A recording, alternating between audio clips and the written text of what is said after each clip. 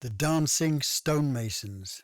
In the late 19th and early 20th century, a growing demand for granite as building material and as cobblestones for paving led to an increasing number of people in northern Bohuslän finding employment as quarrymen and stonemasons. Granite from Bohuslän, considered to be amongst the finest in the world, was exported to countries such as Cuba, Uruguay and Argentina, and in response to the surge in demand, shipping companies such as North Star and Johnson Line began shipping directly from Bohuslän. For more than a decade, exports to South America blossomed. Quarrymen and stonemasons. The men who quarried and worked the stone were divided into various groups depending on their skills. The largest group made cobblestones, others produced curbstones or had other specialities. The most skillful and experienced produced statuary and other monumental work, and enjoyed the highest status. To qualify as a stonemason took several years. There were no schools nor formal education. Aspiring young masons worked in the quarries and acquired the necessary skills from more experienced men, quite often their father or another close relation. By their late teens, they were usually considered fully fledged, and the craft was often passed down from generation to generation. A woman's role in the quarrying community. Married women seldom worked outside of the home. Bringing up children, taking care of the house and attending to the elderly and the sick was considered a full-time occupation.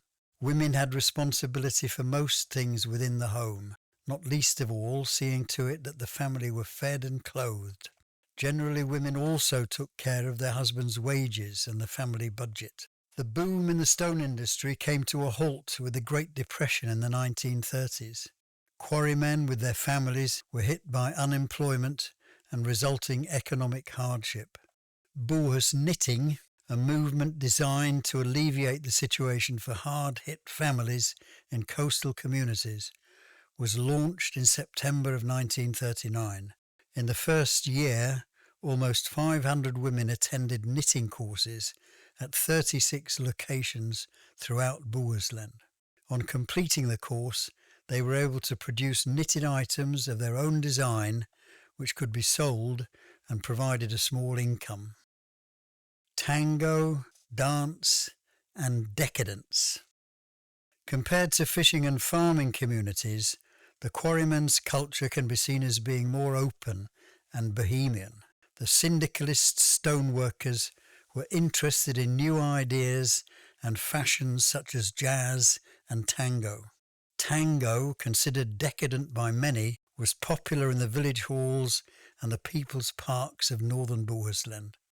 Strömstad, one of the most vibrant quarrying communities close to the Norwegian border, became a well-known meeting place for people from Sweden, Norway, and other countries. From South America to Strömstad. Nobody knows for sure just how tango found its way from the nightclubs of Rio de Janeiro to the granite quarries of Bohuslän.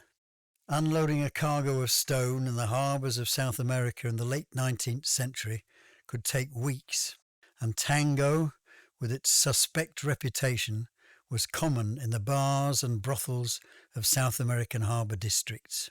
It can easily be assumed that Swedish seamen came into contact with the tango whilst investigating nightlife in the drinking places and nightclubs around the docks.